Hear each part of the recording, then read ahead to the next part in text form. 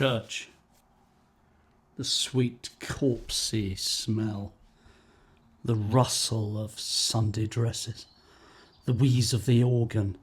The roaring voices.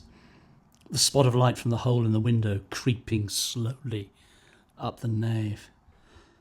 In some way, the grown-ups could put it across that this extraordinary performance was necessary.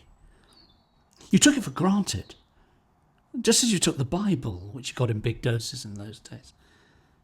There were texts on every wall, and you knew whole chapters of the OT by heart.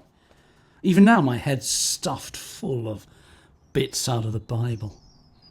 And the children of Israel did evil again in the sight of the Lord.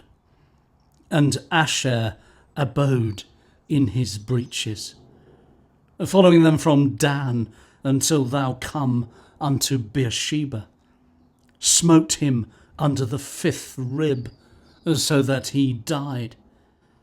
You never understood it. You didn't try to or want to.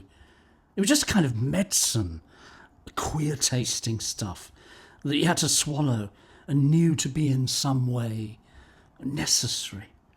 An extraordinary rigmarole about people with names like Shimei and Nebuchadnezzar and Ahithophel and Hashbadada, and people with long stiff garments and Assyrian beards, riding up and down on camels among temples and cedar trees, and doing extraordinary things, sacrificing burnt offerings, walking about in fiery furnaces, getting nailed on crosses, getting swallowed by whales, and all mixed up with the sweet graveyard smell and the serge dresses and the wheeze of the organ